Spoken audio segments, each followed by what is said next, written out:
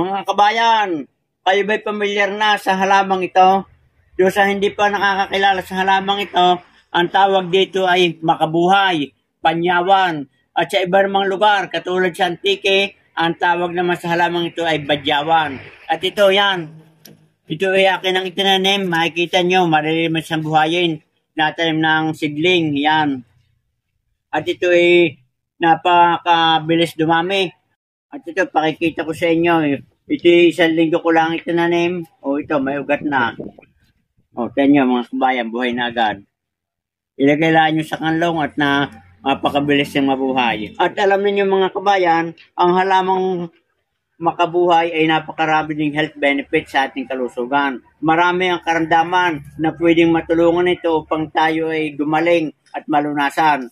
At bago tayo gumamit nito mga kabayan, ay aking munang ipapaalala sa inyo.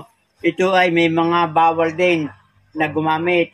Katulad nung nagpapasuso o nagbe-breastfeeding, hindi pwedeng gumamit nito, bawal. Yung mga may sakit sa puso, yung mga bata ng edad ay 7 na pababa, hindi inirekomenda na gumamit nito. Ito mga kabayan ay hindi inirekomenda sa mga buntis, sa mga may sakit sa puso, at sa mga tao na may sakit sa bato. Hindi kayo pwedeng gumamit nito. At alam nyo mga kabayan, itong makabuhay ay nakakatulong upang maibsan ang ating pananakit ng ating ngipin. Ito ay gamot din sa sakit ng ngipin. At sa mga tumataas ang ating sugar level, napakahusay din ito. Nakakapagpababa din ang presyo ng ating dugo.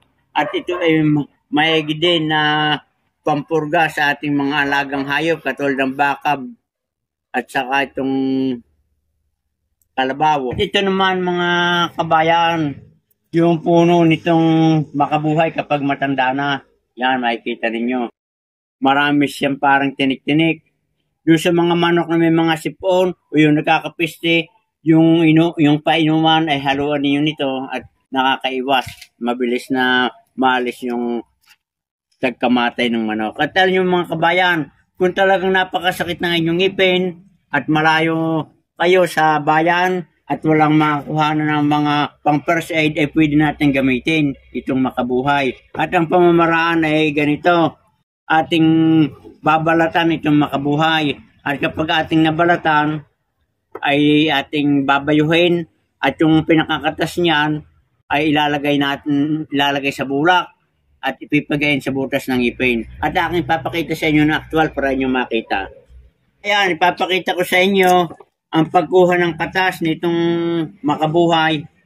Yan, ating tatalupan.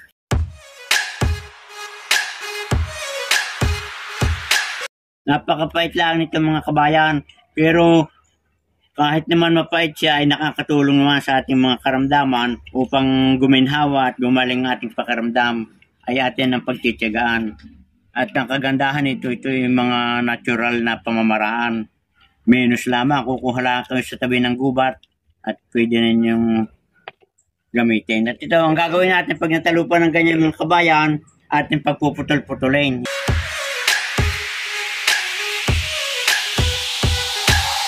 Ngayon ating sasamahan na din ng dahon. Pipili tayo ng mura-mura rin. Unang huhugasan itong dahon.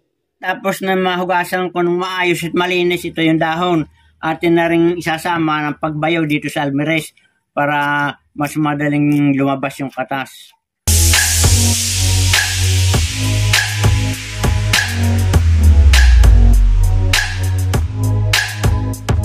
Ayan, naluba na. Ang ating gagawin ngayon dito ay ating kukuhanin ng katas.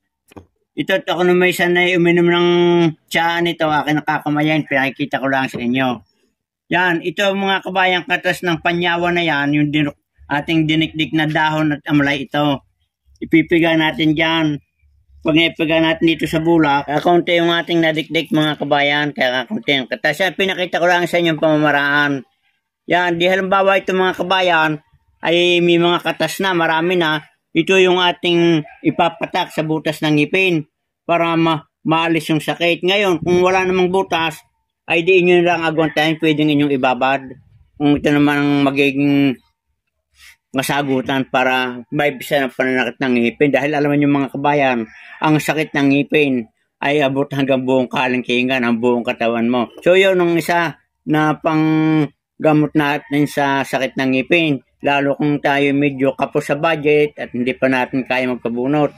At alam niyo mga kabayan, itong dinikik na itong puno ng makabuhay at dahon, kung ito ay inyong lulutuin sa langis ng niyog, olive oil o palm oil, ang tawag doon ay extract oil. Napakaganda niyan na panghilot sa ating mga sumasakit na kalamnan, sa mga kasukasuan, sa ating mga paa, sa sapnan, dahil ito ay merong anti-inflammation property. Napakabuti sa pamamaga. At mga kabayan, kung kayo may mga sugat o yung mga kurikong, bone, mga iba pang mga sakit na hindi agad mabaha, pwedeng induling haplasan din ito.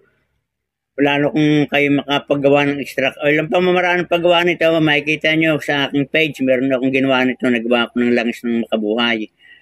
So yan mga kabayan, ito ay nakakapagtanggal din ng mga fungi, mga bakterya sa loob ng ating katawan. Pwede kayong uminom ng tsaa nito. At wag lang kayong iinom kung sa mga sinabi ko na mga bawal sa mga tao may gayong mga dinadalang karamdaman. Good luck and good health mga kabayan, at sana ay may natutunan kayo sa binahagi kong ito tungkol sa panyawan o makabuhay. Magandang araw kabayan.